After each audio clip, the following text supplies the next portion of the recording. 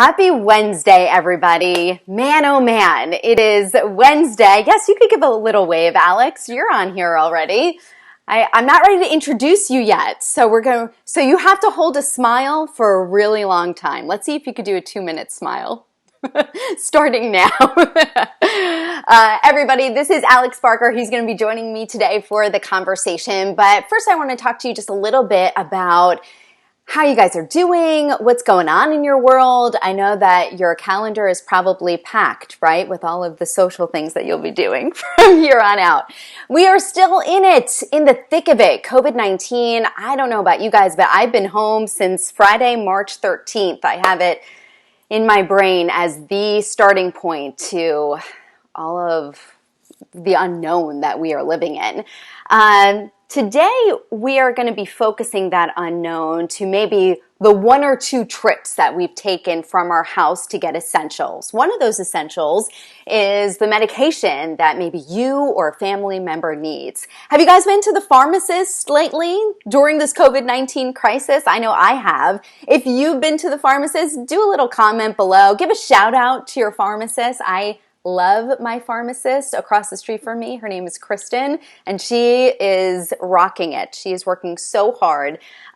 So kudos to you, Kristen, if you are going to be watching this eventually. I know you're currently working. I think that our trips to the pharmacy have changed, right, since this all started. We aren't signing for some medication that normally we would have to show our ID and actually give a signature for. Some of the scripts that we need, we're able to full for future use.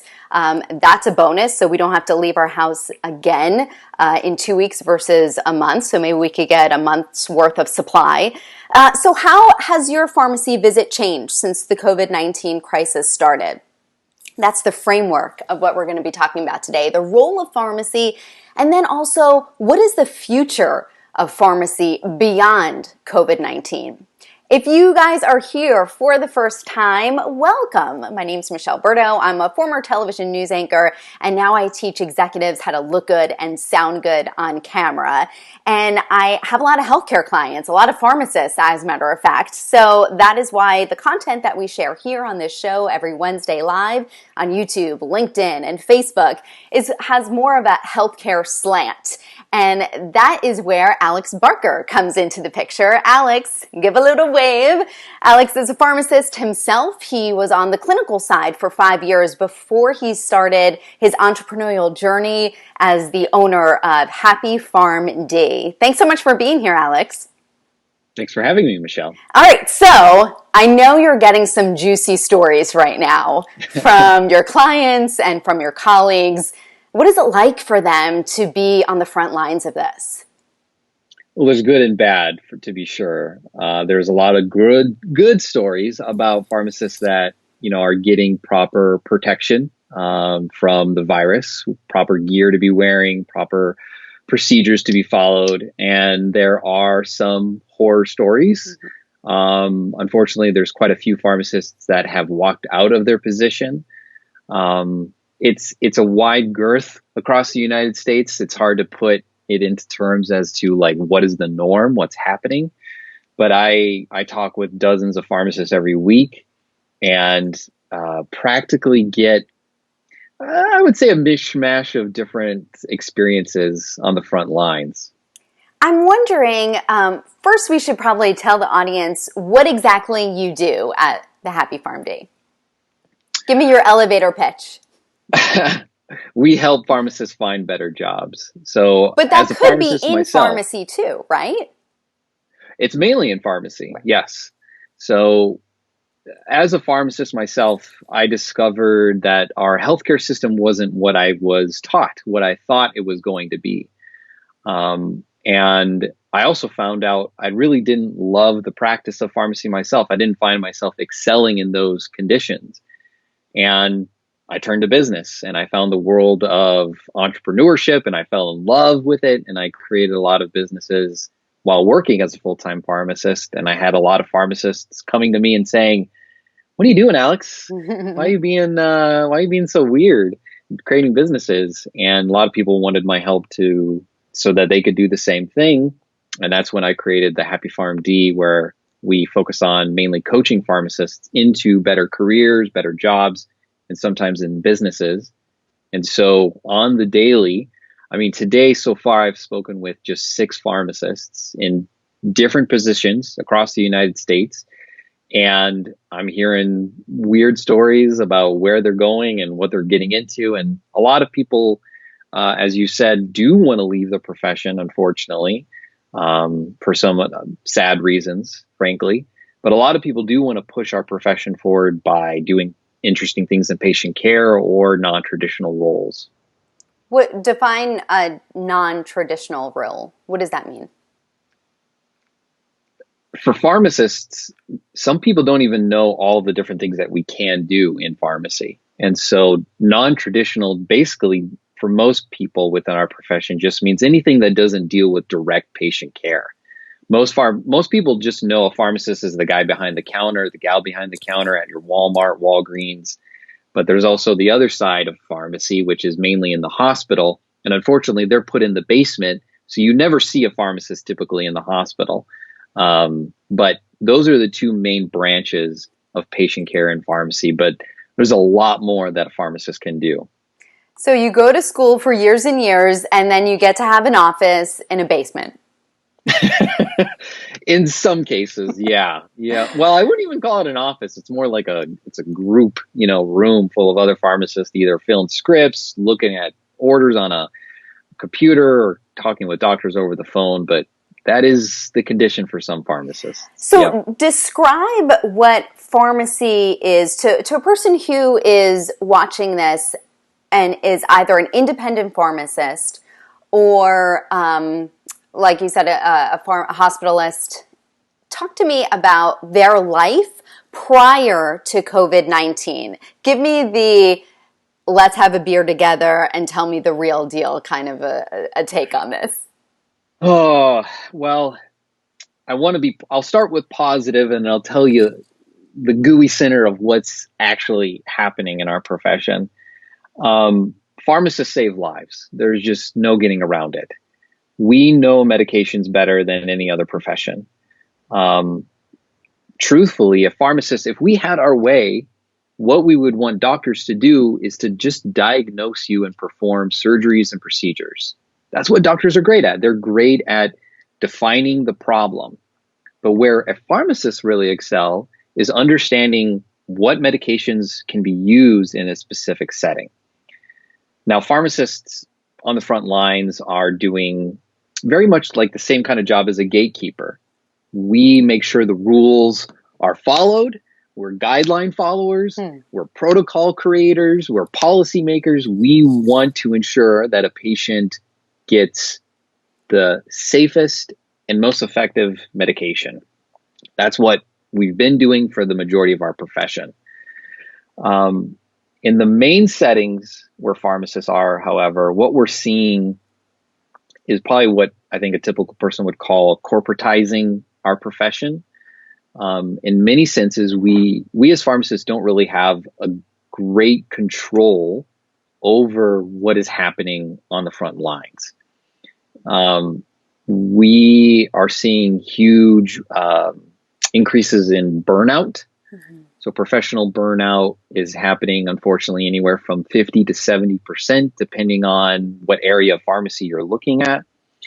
We're seeing, unfortunately, what I discovered through the CDC mortality ratio or surveillance programs, we're seeing suicide. Right.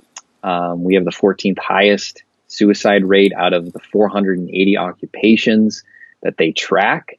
You wouldn't think that when you look at your typical pharmacist that they're dealing with all of these things, but what we're seeing in general across all of the different kind of jobs that pharmacists can do is we're seeing number care take over healthcare. And pharmacists joined the profession to help people. But what we're finding over and over again is that we're being forced to meet a metric that doesn't always equate, or what it feels like is actually patient care. And that was before COVID entered your world.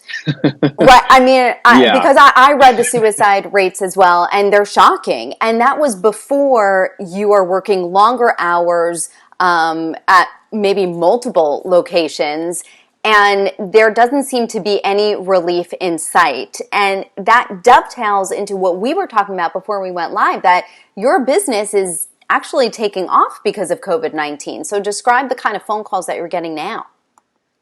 I'm very active on LinkedIn. I think we're connected to like over 9,000 pharmacists, and the majority of our messages are things are crazy, and I don't know if I want to do this anymore. Mm-hmm.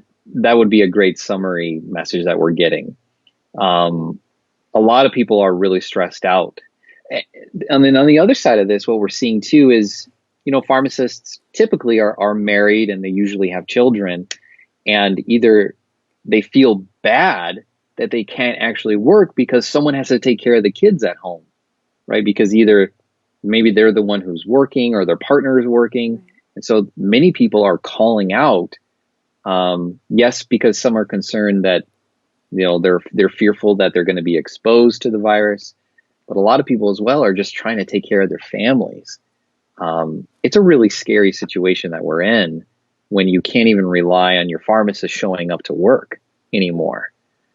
So I feel bad for these people, and they feel bad too, because most pharmacists have like a servant heart about them. They want to be there. They want to help their patients. They don't want to feel like they're stuck at home, doing what they should be doing, which is taking care of their families. They're a very loyal profession, if anything. So what I think is interesting about independent pharmacists and pharmacy as an industry is that prior to COVID, you mentioned the heart of a servant. You want to serve. You want to have that communication with people. You are driven by that interaction and knowing that you're making their life better. I mean, for most pharmacists that I've interacted with, that's their goal. But when you put in those metrics that you discussed that started back in 2006-ish, when you start pushing those metrics forward, we're already at the point before this crisis started where people are starting to say, it's very similar to news journalism, actually. It's like, oh really? Yeah, it really is. We'll talk about that when we're off of this. But it is interesting when you look at burnout rate, suicide rate, the idea that you want to serve, but who's going to be working during a crisis like this? Who's working holidays? Who's, and those are news journalists. I mean, news journalists and pharmacists, they're both on the front lines. I mean, my colleagues are out there, they're getting stories, interacting with people that they're supposed to be 6 feet apart from. I mean, it's really a hard dynamic when you're trying to tell a fair story to try to get people on camera with you. But we'll talk about the messaging of how COVID-19 is changing how we communicate with one another later on. But I really wanted to paint the picture of here's what was going on in pharmacy even before COVID started. Now COVID is here. We're pushing the pharmacists even further to that brink. And also I wanted to add to that picture of now COVID is the idea that AI, artificial intelligence, was already starting to make inroads in pharmacy and Amazon taking over medication delivery and stuff. So already we were at a point where I think that for pharmacy boards that I was talking to is how are we going to change the way our perception is in society instead of being a pill pusher, and I hope you don't take that offensively, but being a pill pusher to transferring that idea of, hey, I went to school for a really long time, I know what I'm talking about, let me be in this circle as a part of the conversation as a trusted healthcare provider for your family and for yourself. So talk to me about that overarching theme of how do we go from here, COVID-19, AI, things are just pulling this industry down, to over here where now we're over the past couple of years able to give vaccinations. Now we could give flu shots in the pharmacy. Now we could be a part of that conversation a little bit more about how medications are interacting. So what are the messages that need to take place to have more of this feel of we're doing something that we were meant to do? We are being the servants now. How do we get from point A to point B? I'm reminded of the saying, opportunity meets luck and preparation, or something like that. That's close enough. Yeah, something like that. I feel like COVID-19 is an opportunity for pharmacists to get the much needed coverage of what we can actually do.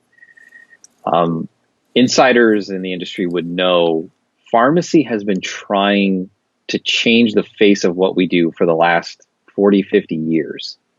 And we have been fairly unsuccessful in doing so. In fact, I did a short analysis at essentially like entertainment coverage of what a pharmacist can do. And the vast majority of the portrayals of a pharmacist are usually kind of negative. We're lazy, we're not exactly caring. And it's not the greatest picture of who we are and what a pharmacist is able to do. To your point of the message, what message needs to be spread is understanding the pharmacist value of what we actually bring to the table. Kind of going back to what I said before, we are medication experts, more so than any other profession. We know how these things work, what they do, and how they affect all sorts of other disease states and drugs, more so than the other healthcare professions that other people turn to. I think what this COVID-19 can do for us is put us more on the front lines when it comes to testing. I'm curious to see how we're going to play the role in the treatment, because I still think that the narrative has been spun around doctors, right? They're the ones that decide, right? And they always will be the deciding leaders in our profession. It's why they have the status that they have. But I'm hoping that we can become more strong of a support role to provide those answers for therapy management. That's what the message has tried to become from our associations and our organizations.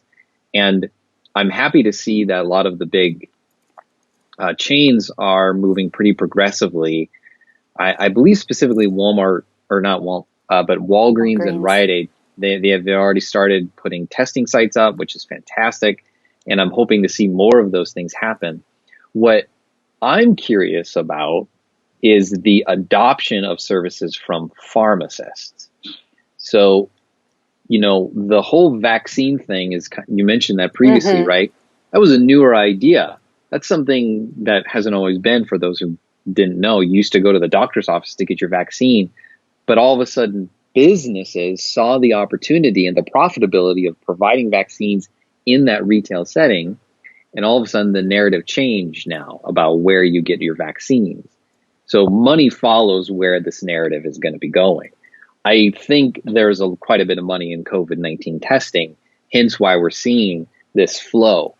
How much does pharmacy, what I want to see happen is a media and entertainment initiative to change the way pharmacists are being perceived.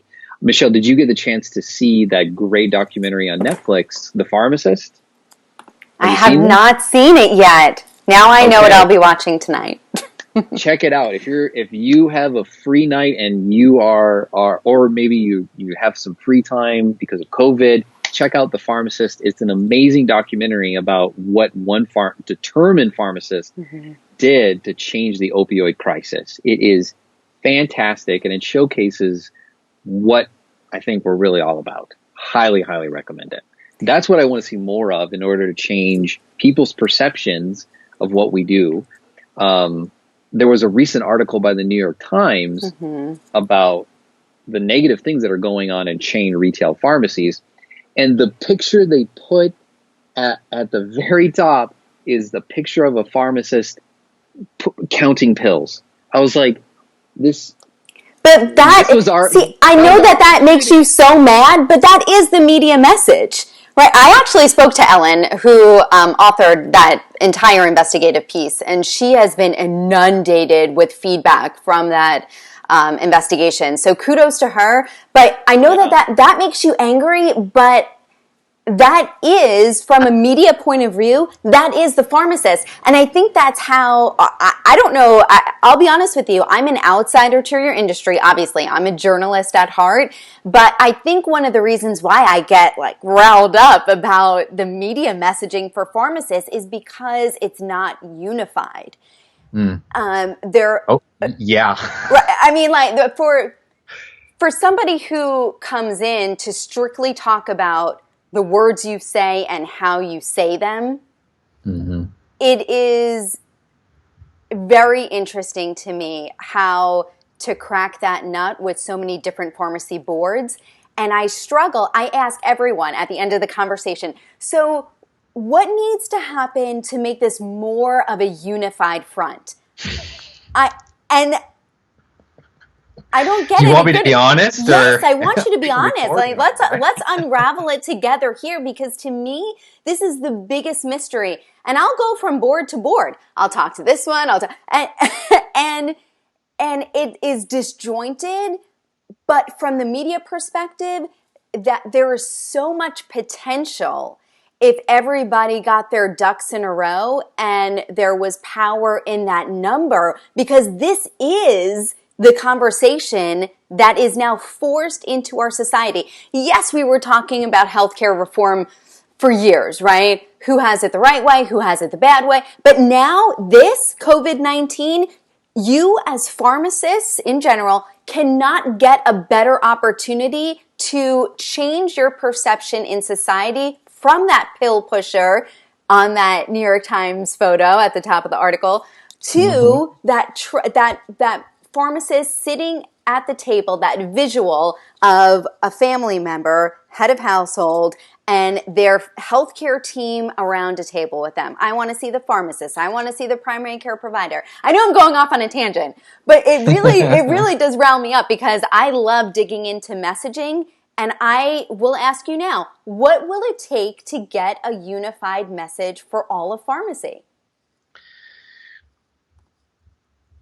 A unification of the entire profession is the short answer, and what is required. What's stopping us is a lack of a unified organization that would push this agenda forward. I have spoken with lawmakers, and not just in Michigan, but outside of my state as well, and asked them this question as well, like, why do you think this is happening to us? Not me telling them, like, this is what I think, but just asking, why are we moving so slowly as a profession? And the thing I've heard from multiple people in different states, across the states, is we don't have unified messaging. They get different conflicting messaging from both businesses in pharmacy as well as the associations and universities about what a pharmacist is even meant to be. And so we have so many problems because of it. We don't know our place. There's clear evidence in literature that shows that we don't even really have a strong identity as pharmacists. We don't, when we're at a party, a doctor wouldn't hesitate to tell you, I'm a doctor. But when you find a pharmacist, it may take you a while to get out of them that they're actually a pharmacist. And it's because we don't really like take on this identity of who we are, what we do, and what we can provide.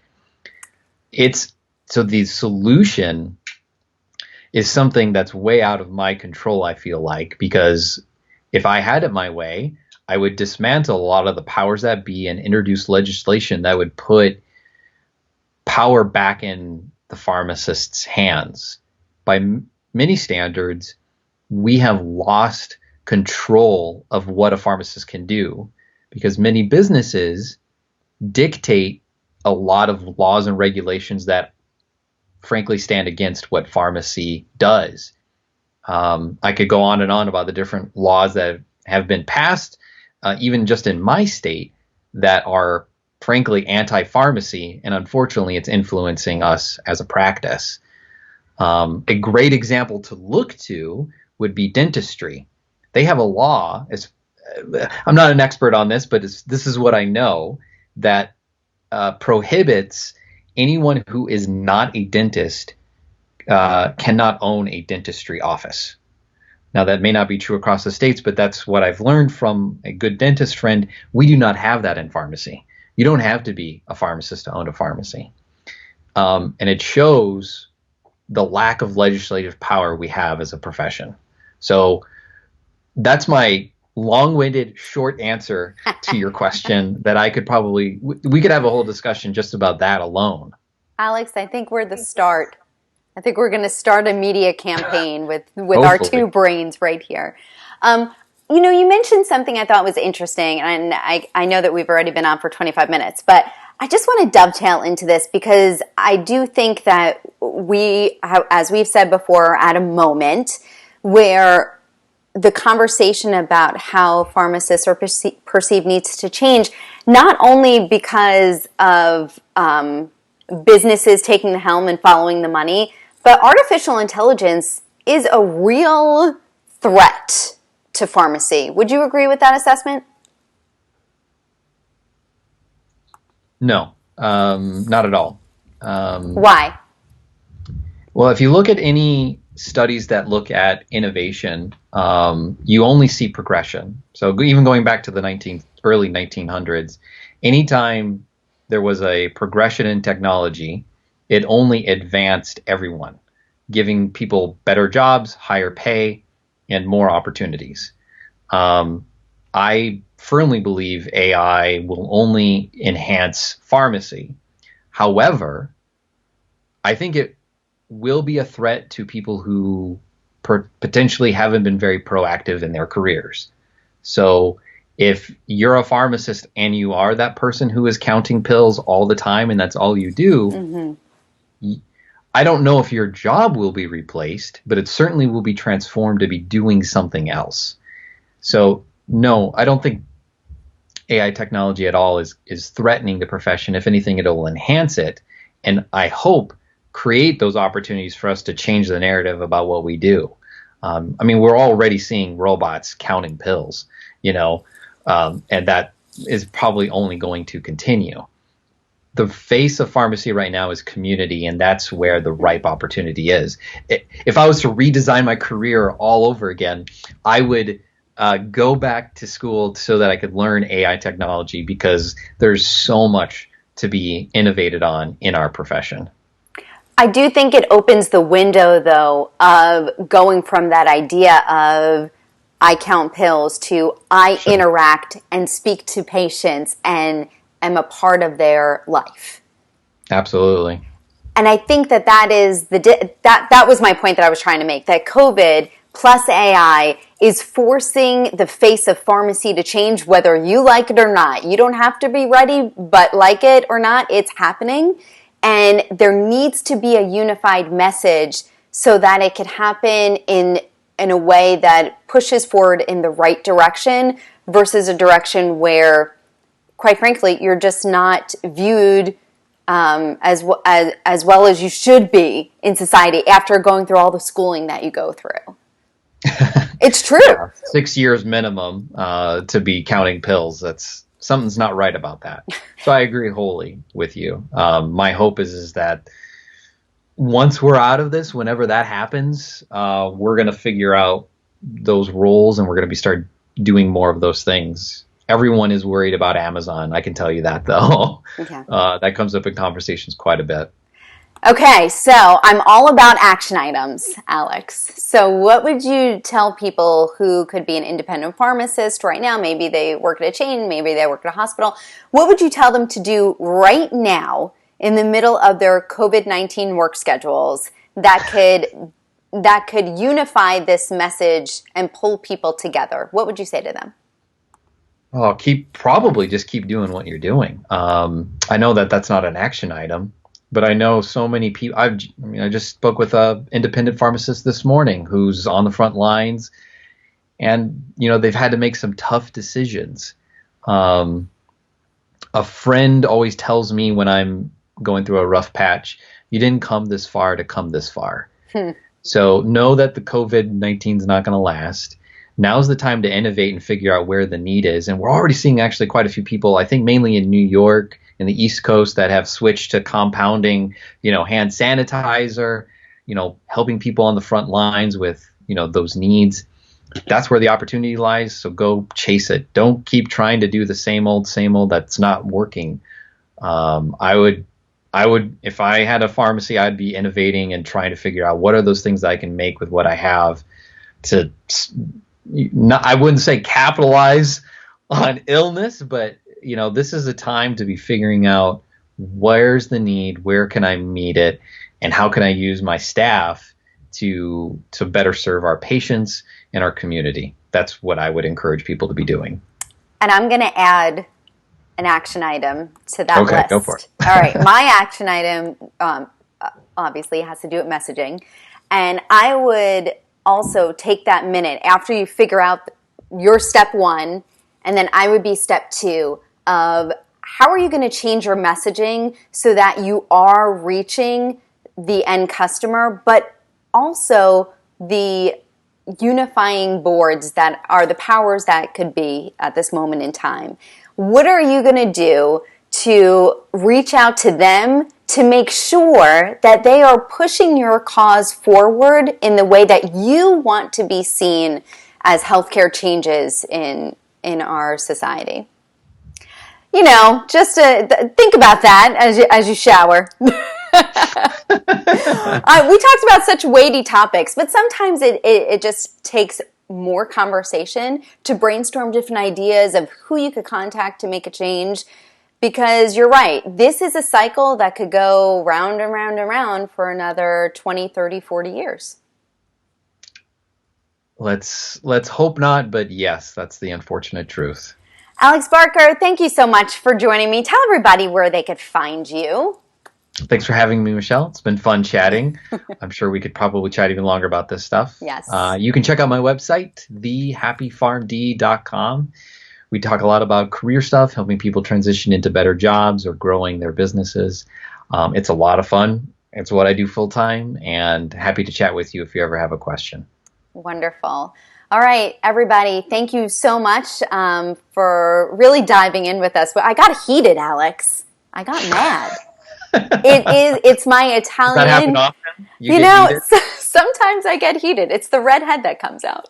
Okay, all right. I have that fiery personality going on. When I get into something, I get into it. But yeah, I mean, it's a driver for me. I love digging into the messaging, especially when it comes to your industry. So thank you, everybody, for listening. Alex, next week, you should tune in too. You know what we're talking about? The rise of telemedicine. Ooh. Yeah, people are being forced to do that now. Yep, that's for certain. That I think we're going to be dealing with healthcare in a brand new way in 2020 and beyond. All right, thank you so much, Alex. Happy Wednesday to you. And this will be on replay on YouTube, Facebook, and LinkedIn. Please add to the comments below. Danielle, thank you so much for watching. And we will be back here next week. Have a good one, guys. Stay home, stay safe, stay healthy. Bye.